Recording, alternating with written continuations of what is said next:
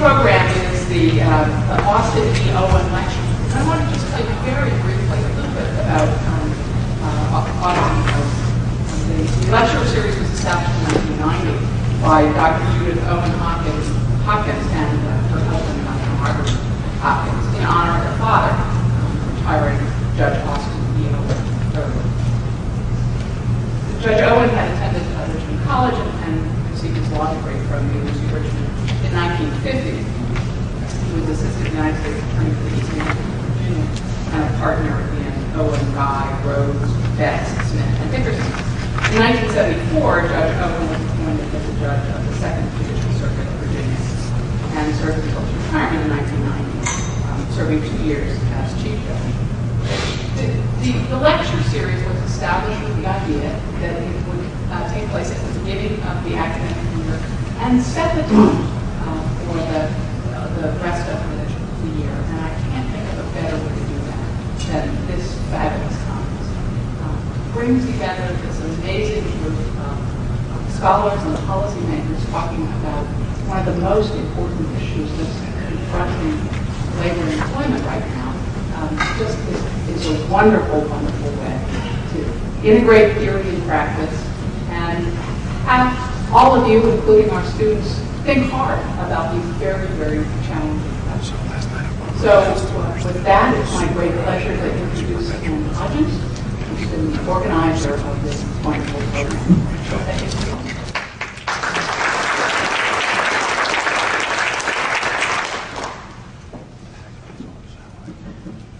Thank you, Dean Perdue. We're delighted to have all of you here at our conference. Thank you so much for coming. And we have a wonderful program for you today, some terrific speakers coming up. I want to, first of all, just tell you a few logistical things about the day. And then I want to thank some folks, and then we'll get started on our program. There are out on the table out there, in case you didn't pick them up when you came in, we have both MCLE forms for those of you who are looking for CLE credit.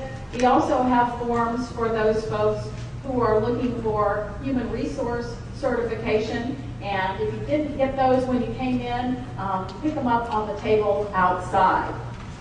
In addition, there are a couple of issue briefs there.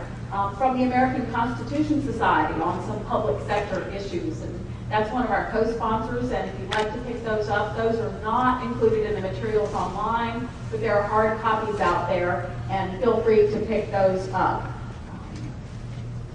The bathrooms, when you're looking for them, are down the hallway past the registration table. As the hotel described it to me, turn right at the sticks down there, and that's where you'll find the bathrooms when you need them. We'll be breaking for lunch at 12:30, and we will have box lunches out on the table outside where the muffins were. You can go out and pick up a lunch and bring it back in and eat at your seat here. And we won't have any presentations during lunch, but we'll start up again at 1:30. Any questions you have, feel free to find me or check with the folks at the registration table out there, and they'll be able to help you. A couple people asked about internet access. It is not available in the room, but it is available outside the room, and you should be able to get on without a password for those of you that need to do that. I want to thank some folks who were involved in putting this program together. Of course, I'd like to thank the donors of the Austin Owen Lecture at the University of Richmond. Our co-sponsors, the Labor Law Group, which is a national group of labor and employment law scholars. They're one of our co-sponsors and actually the initiator of the idea for this symposium. And particularly I'd like to thank Mary Crane, who's the chair of that group, and Marty Mallon and Joe Slater, who are members of the group, my co-authors on the public sector casebook, and helped plan the program and put this program together. The American Constitution Society, another one of our co-sponsors, was terrific help in planning the program, and particularly Praveen Fernandez, the Associate Director of Programs, who helped put this together. And finally, our other co-sponsor is the Center for Leadership and Education at the University of Richmond. And their director is Tom Shields, and we very much appreciate all of the co-sponsorships. I'd also like to thank the ABA Journal of Labor and Employment Law and the co-editors of that, Steve Beffert and Laura Cooper, who are both here and both on the panel. And they'll be publishing the papers from the conference, and that's a publication that goes out to all of the Labor and Employment Law section members nationally. So that's where the final versions of the papers that you've seen will be published. So we very much appreciate their publishing those papers. I'd like to give some special thanks to the law school faculty members, staff members who helped put this together. Sherry Harrington did a phenomenal job of all of the logistical stuff, including the last minute change to this venue. And certainly we apologize for any inconvenience that caused, but as Dean Perdue said, we really couldn't do anything other than move here. And we're very appreciative of the Westin Hotel for setting all of this up at the last minute. This happened on Wednesday, and so we're very appreciative that they were able to put this together and host us here. Other staff members that have helped, Hilda Phillips, my administrative assistant, has been a tremendous help. Jessica Haddad did the publicity. And Susan Atkinson, our Career Services Office, stepped in at the last minute to help us with registration out there. Carl Hom, our multimedia person, is in the back. If you have multimedia questions, he's back there, and very much appreciate his, again, last minute change to do it here instead of at the law school. And I also want to thank our law students. You saw some of them at the registration table. Will Warwick and Meredith Fleming are my research assistants. They put together some of the materials for this. We also have Davis Powell, who is helping, another third-year law student, and a group of students from our chapter of the American Constitution Society, as well as the Law and Economics Association, Student Association. So I take an opportunity to meet those law students. They're all terrific folks. If you have any jobs, talk to our law students.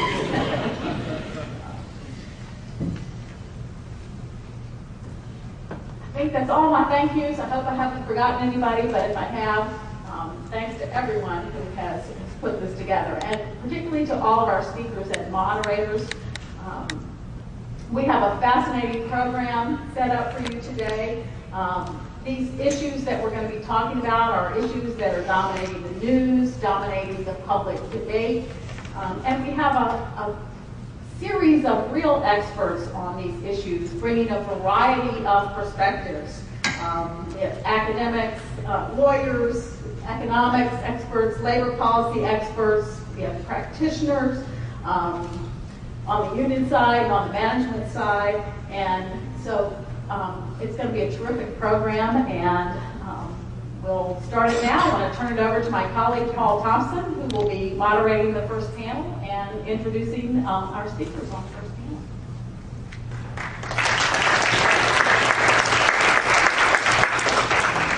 Thanks, Ann, very much.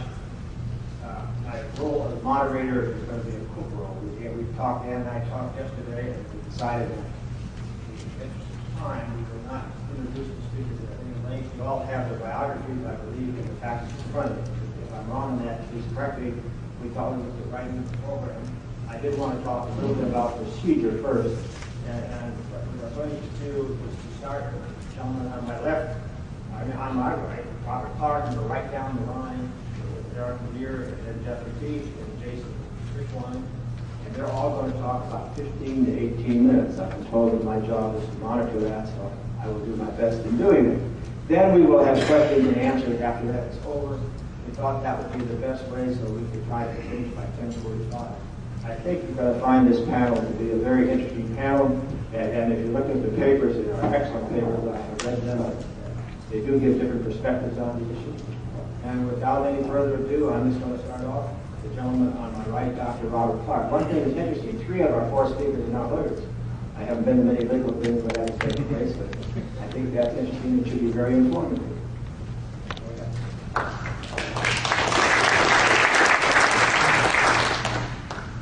Thank you. Pleased to be here, and I am one of those non-lawyers, but I'm going to try to raise a series of issues about both the economics of public pension plans, but also talk a bit about some of the legal issues that, if you folks have some influence, you might be able to address. So just a brief overview of what we're going to talk about today. First, we just need to know some things about what the current landscape is. And for those of you who don't know the difference between various types of pension plans, we'll take just a minute to talk about that. We'll look at the fiscal concerns, financial issues that are really dominating the news on public pension plans these days. And then we'll talk a little bit about how public institutions are examining and re-examining the pension plans that they're providing to their employees. One thing that you have to think about when you consider both the current state of pension plans and or other benefits is not just the cost, which gets all the attention these days, but it's also how these benefit plans affect worker behavior in terms of attracting and retaining workers. And so I want to make sure we spend a little bit of time on that as well. So perhaps we should just begin with where are we in the evolution of public pension plans. They're relatively new, actually. So the first statewide benefit plan for general state employees, generally accredited to Massachusetts in 1911. These plans evolved over the course of the 20th century, and the last state pension plan was established about 1967 in South Dakota. So now all states have a variety of pension plans, actually. In general, most states have a pension plan that covers all of their state employees except certain groups. Of course, the legislators have to have a separate plan for themselves, and you might think about that. But then judges often have a plan. Oftentimes, the police officers of various types have separate statewide plans. Of course, a big component of public employment is teachers, and teachers often have their own separate plan, and sometimes they're merged with public plans. In fact, the public pension plan world actually got started at the local level in the big cities with plans for teachers, firemen, and policemen. And over time, states organized some of those local plans into statewide plans for these types of workers, especially teachers. Except in some states, you still find that the biggest cities that had the oldest pension plans are outside the statewide plan for teachers. Another trend over the course of the 20th century was when states merged their teacher plans with their general state employee plans.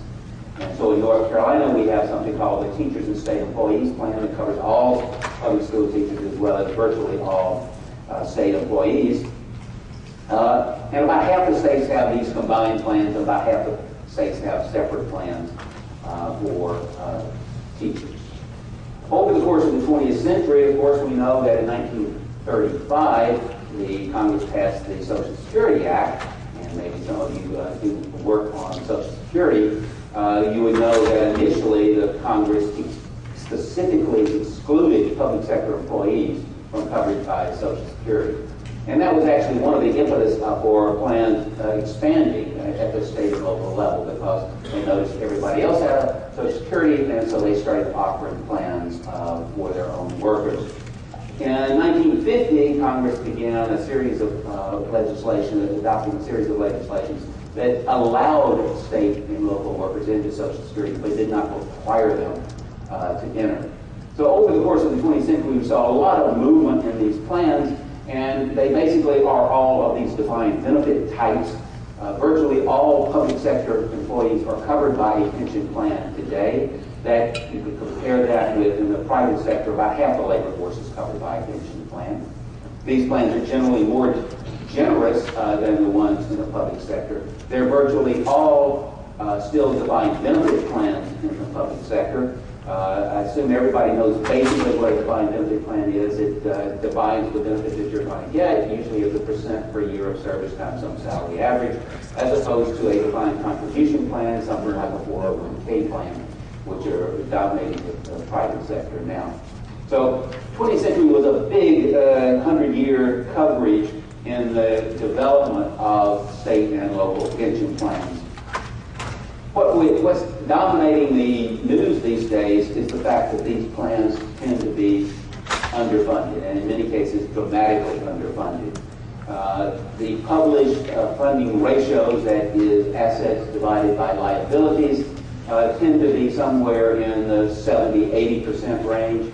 There are a few states that do a good job, including North Carolina, always mentioned as one of the top 4 or 5 best managed and funded pension plans in the country. But other states are much less well managed and less well funded. And depending on what you read, there is a very interesting debate in the public sector pension world about how liabilities should be valued.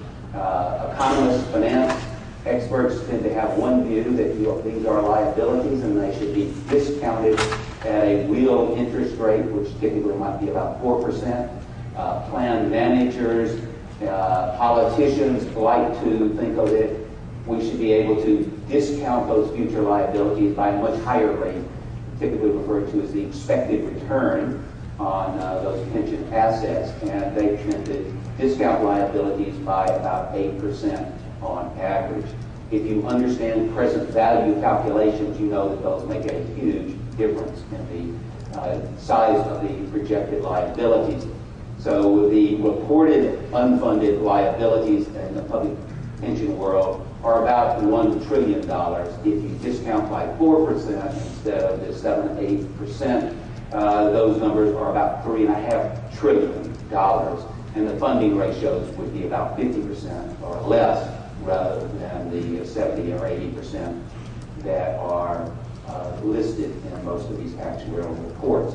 You may know, if this is your area, that the Government Accounting Standards Board has just come out with some new regulations about how this would be modified. These regulations tend to satisfy nobody. They are sort of a middle ground that, without going into particular details, are somewhere between the 7 and 8, 9% that plans are currently using and the 4% that economists and folks would recommend that they're used. When we look at the generosity of these plans, another thing that happened over the course of the 20th century is that, again, legislators decided to make them more generous. And if you look at the benefit for, let's say, a typical 30-year employee across all of the state plans, that benefit increased by about 10% over the 30 years from the mid-1970s to the early part of the 21st century. Raising a 30-year replacement rate from about 50% to about 56% during that period of time. And one of the reasons that we are in the difficulties that we are today is that the benefits were increased without adequate attention given to the cost of improving those benefit plans. States often, in their wisdom of their legislatures, tend not to fully fund the annual increase in their pension contributions that are suggested by the actuaries. So you have two things going on during that last quarter of the 21st century. Legislators increasing benefits, not paying for them, and not even making the regular annual required contribution as calculated by the actuaries. So here we are, and today, anytime you pick up your New York Times or your Wall Street Journal, or maybe even the Richmond Times-Dispatch, you probably once or so a week find that there's a story about public sector pension plans. And the highlight basically is that these cost a lot of money. They're much more generous than in the private sector. They're underfunded. States are recognizing that they're likely to have to put more money into these. And there's a general idea across the country that the increased cost of the public sector pensions will restrict what state and local governments can do on other things. So if, for example, you are concerned about funding public education, and you notice that the cost of your pension plan is increasing as a proportion of your state budget, that's going to crowd out something unless you continue to raise your taxes and increase your benefits. So across the country, state after state is looking at these plans and trying to make some modification. First, many states, I would say virtually all states, are looking at the generosity of these benefits. And state after state has considered various modifications. They've set up statewide commissions to study how to modify pension plans. I chaired a commission in North Carolina to look at the state pension in North Carolina to see if we should be making some changes, even though it's one of the best managed, best funded plans in the country. I have a very forward-looking treasurer, state treasurer, who's the chief fiduciary officer of the pension plan, and her position was, this may have been the right pension plan for the last 50 years, is it the right plan for the next 50 years? It's a very good way of looking at this. Other states are in a much worse position for trying to make these changes by looking at their current status. So what are they trying to do to reduce benefits? Across the country, you see lots of states increasing the normal retirement age for their pension plan, increasing the number of years to be vested in that pension plan, increasing the averaging period over which they calculate your final average salary to calculate your benefit, reducing COLAs. This is a hot issue right now, and there are some court cases in both Minnesota and Colorado that has said that it's all right for the state to reduce COLAs relative to what they had promised before, and also increasing worker contributions. Now, from a legal perspective, those of you that are interested in public plans, very interesting approach to these plans. For whatever reason, 30, 50 years ago, states introduced various pieces of legislation and lines into their constitutions to say basically that you couldn't reduce public pension benefits for workers. Now, I'm not sure about the history, so Ann could write a paper on this. It would be, how did this happen that they wrote the law this way, or the Constitution this way? Because in the public sector, in the private sector, you are guaranteed by federal legislation the benefit that you've accrued to date, but the company can change the pension plan going forward and do whatever they want to. They can cancel, and that's for current workers. Everything you work for up to date, you're guaranteed, but future benefits is a whole new deal. And laws, as you may know, companies have changed those plans. They've switched from defined benefit to defined contribution, they've reduced benefits, they've done a lot of things. In the public sector, it seems that the interpretation is that you cannot change the benefits after the person is hired on day one. Now, this really makes no sense from an economic standpoint. It is basically saying, we guarantee you this one part of your compensation for the rest of your career. It won't be any less than this formula that we've given you today. But in fact, we don't guarantee you a job. We can fire you, we can lay you off. We don't guarantee you a wage increase. We don't guarantee you anything else but this one thing. It's very strange. And it prevents states and local governments from being able to make major changes that have really significant cost savings immediately. So if you're thinking about changing a pension plan and it's going to take effect only for new hires, it's really not going to have much effect on your costs for the next 30 years. And so one of the things that you should be considering, if you are a legal expert in this, is how would you change that? Even if the courts are backing that current provision to the hilt, you might go about changing the Constitution and the laws now so that in the future you have the option of changing benefits for current workers. Not the ones that are already there, so it's still going to take some time, but it would give you that flexibility going forward. But this is a very interesting issue, in the court cases over the COLAs. Again, I haven't, not the legal expert, but you should ask some of those in the room. What seems to have been the case was that the courts were saying that the COLAs, even though they were promised to workers in a particular way, weren't part of the core promise of the pension benefits that were happening afterwards, and the courts ruled in favor of the governments in those two cases. Other big change going on is that states are looking around and adopting new options. Some states have adopted DC plans and terminated their DB plans. Only 2 states have done that in their entirety, Alaska and Michigan. 2 very interesting and different states have only DC plans for their new employees, for their existing employees. Another more recent trend is the adoption of choice between DB and DC plans. So there are about 6 states that currently allow their employees to have a choice when they're hired. Do you choose a DB plan or a DC plan? Now this is a choice, and incidentally, this for a long time in lots of states been given to university faculty members. Even though everybody else in the state has to go into the DB plan, if you're on a university faculty, like I am at North Carolina State University, when I'm hired, I have the choice between the state DB plan or what we call an optional retirement plan, which is the DC plan. That choice only faculty members. Nobody else gets that choice. But in these 6 states, they're now giving a much wider range of choice. Another major trend that's going on is this movement toward what I call combination plans, which is basically saying let's reduce the defined benefit plan, but combine it with a mandatory defined contribution plan. And about 6 states have done that. So one of the trends going on out there is greater choice for workers and greater options to choose things like defined contribution plans. As I mentioned earlier, if you're worried about the cost of these plans, you ought to also be worried about how they affect your workers. These plans are often used to attract workers, to retain workers, motivate workers, and also ultimately retire them. There's a long literature in the labor economics about the incentives of these types of plans, and if you're interested, we could talk about that. But you better want those incentives if you keep them. And if you change them, you better recognize that people are likely to change their behavior. So questions would be, do we really want public sector workers retiring in their mid-50s or right around age 60? The answer is yes, we've got a good system to do that in many states. You might scratch your head and wonder, why do we want to encourage all these people to leave when they're still productive workers? Another thing that you ought to think about in these plans is that they really treat short career workers very poorly. So people, when they talk about defined benefit plans, they tend not to talk about those effects. If you think about, I don't know what it is in Virginia, but in many states, if you leave before you're vested, you get nothing.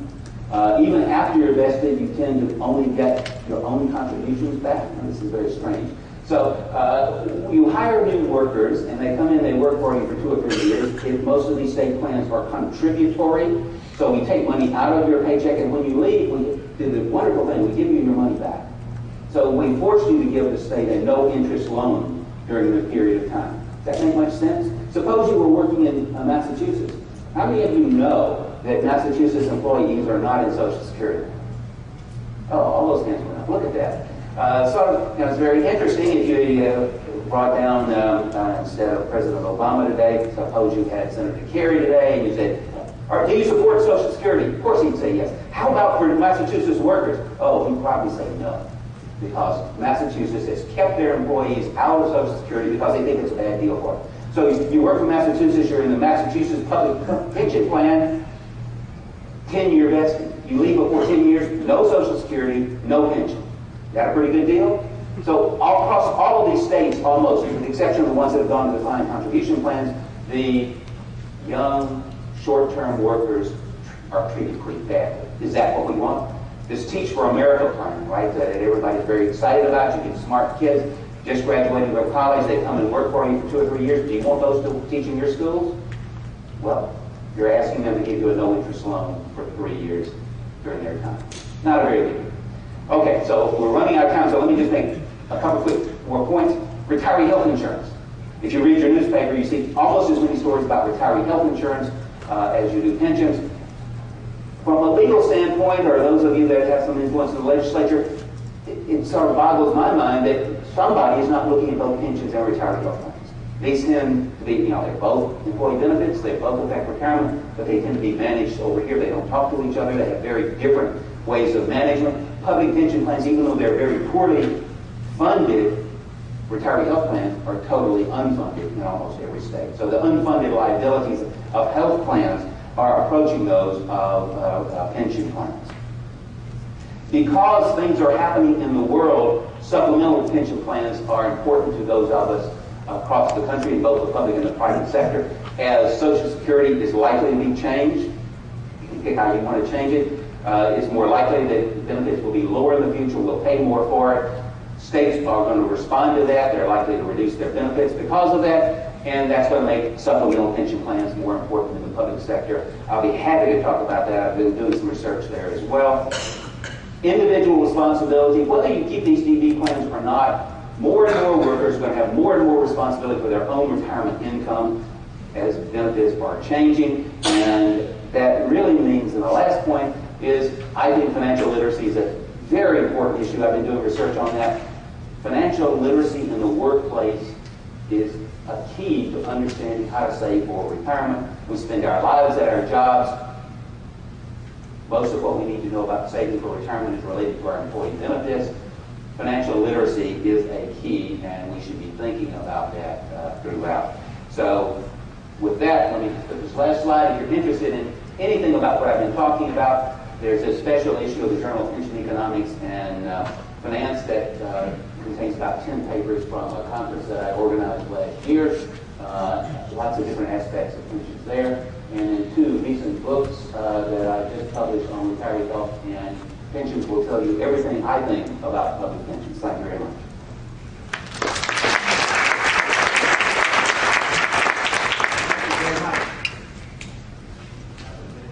Introduction to our program. Our next speaker is the one lawyer on the panel, Madiar, and he is from Illinois. He's from North Carolina to Springfield, Illinois. Sir, want to take over? Paul took my thunder. I was going to say I was the only lawyer. So. Good morning. Morning.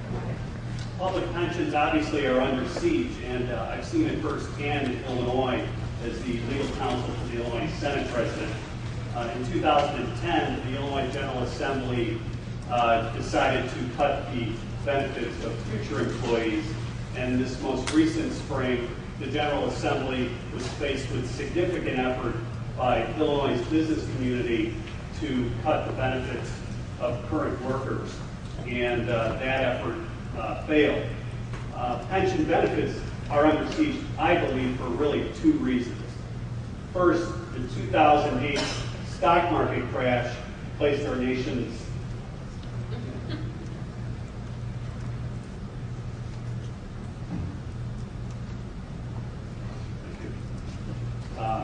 there's really 2 reasons why pensions are under siege, in my view.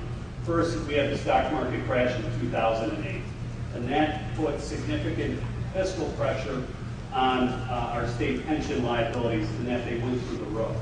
As Ron Emanuel from Chicago put it, you never want a serious crisis to go to waste. I mean, it allows you to do things that you wouldn't normally be able to do. And Illinois, for example, our crisis is the fact that our state pension systems are funded at 39% overall. Second reason, the efforts stylized as reform really are not motivated by the law at all.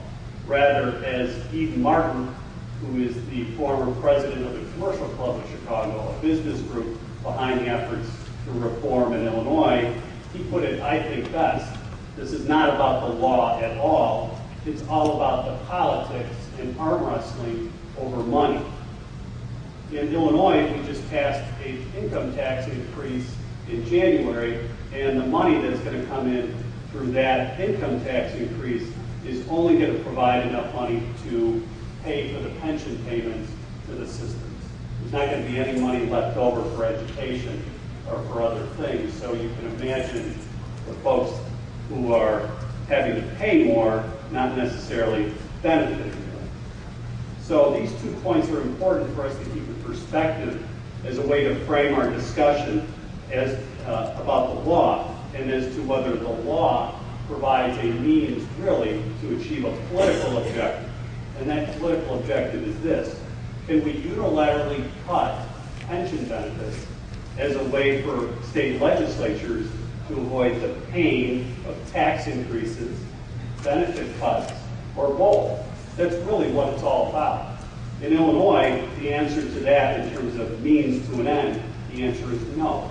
We have a constitutional provision that does not permit the diminishment of pension benefit rights.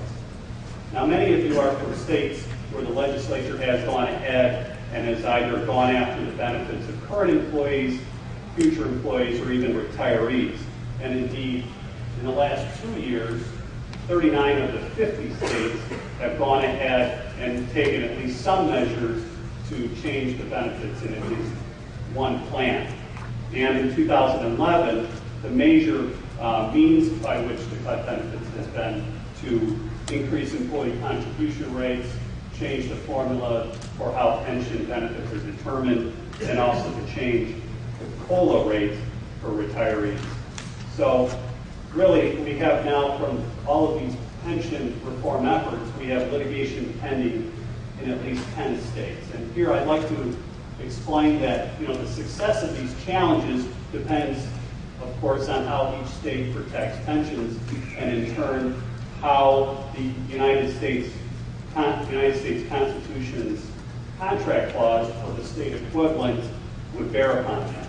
So with that in mind, I'd like to describe the legal protections that states provide, an overview of the contract clause, and then look at the litigation that has gone on in Colorado and in Minnesota. So let's start with the way that states protect pensions. There's really 4 approaches. 1, contractual. 2, proprietary. 3, promissory estoppel. And 4, gratuity approach. So generally, a public employee, if they're in a state that protects pensions through the contractual approach, they have greater protection than if you were in a state that treated them as a property interest or as gratuity. So the contract approach is the majority standard throughout the country. And it really stems from either a constitutional provision, a statutory provision, or a court decision. And so under this approach, a contract relationship is said to exist between the state as an employer and the public employee regarding the statutory provisions that grant the benefits. And some characterize this relationship really as an insurance contract between the state and the employee, or others have classified this as deferred employee compensation in order to get to sort of a contract relationship being established. So on the one end of the spectrum in terms of protection, under the contract approach, you have pensions being absolutely protected in Illinois and New York through constitutional provisions. These provisions protect the pensions that public servants have, the benefits that they have, based upon the rights the pension plan in place when they join the system, as well as any future benefits that come about through service. These benefits cannot be reduced unilaterally by the legislature for any reason, but as a contract, they can be modified if there is mutual agreement to change it. To move down a notch in terms of contract protection are California, Washington, and other states that use what's called a less restrictive or limited vesting approach.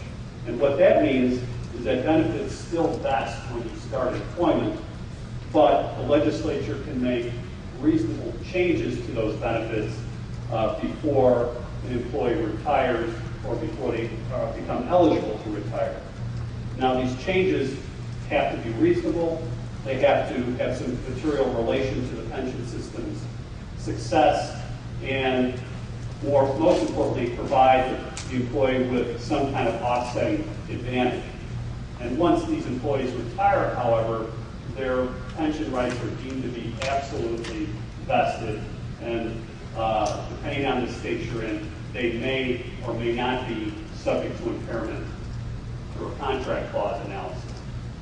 Now, still other states that use a contract approach, such as Hawaii and Michigan, they only protect the benefits that are earned after employees provide service. So this mirrors the model that's found in ERISA in the private sector.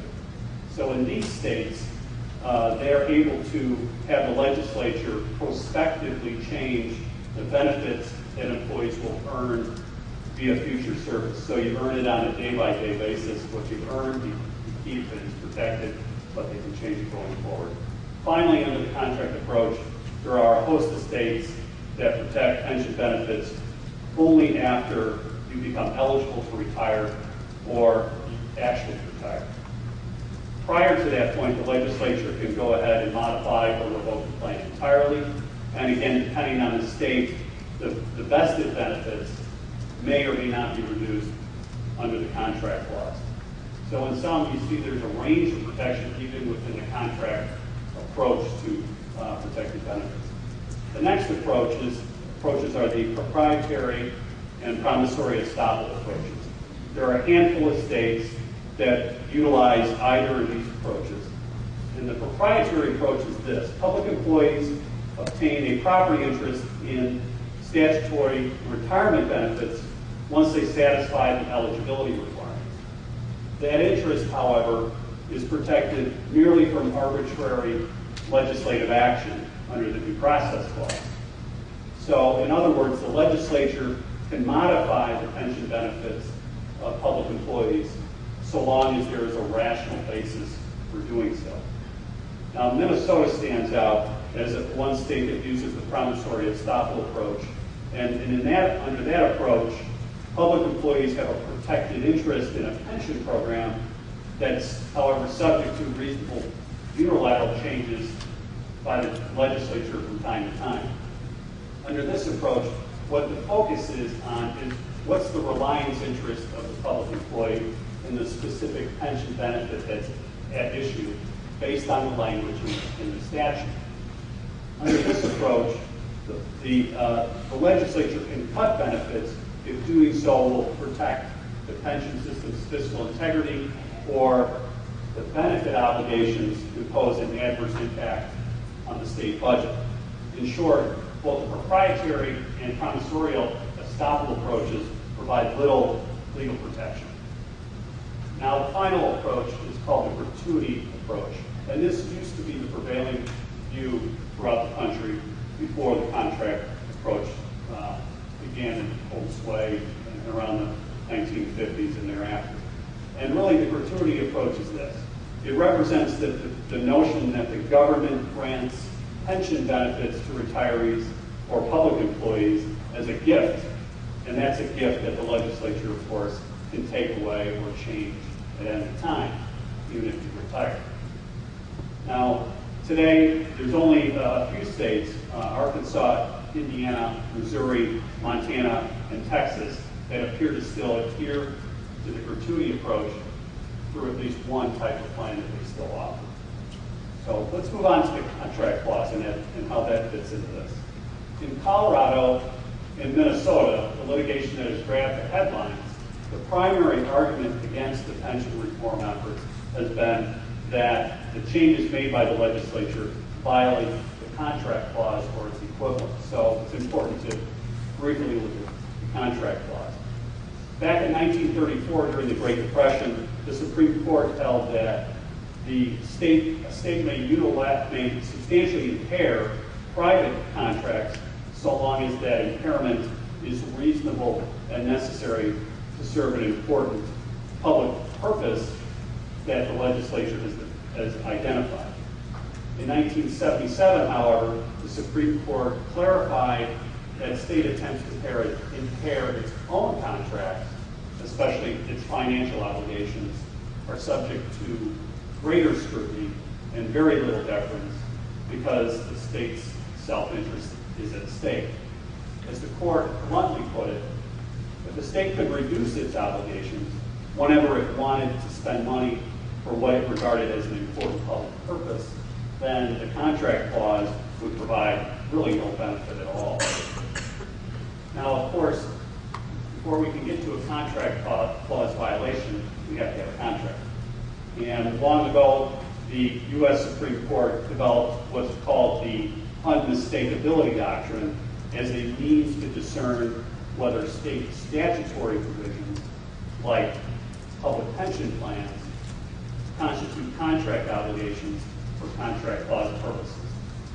Under this doctrine, the law does not create contractual or vested rights unless the statute clearly contains language to the contrary. As to be discussed, the state defendants in both Colorado and Minnesota rely heavily upon the unmistakability doctrine as a means by which to justify their pension reform legislation.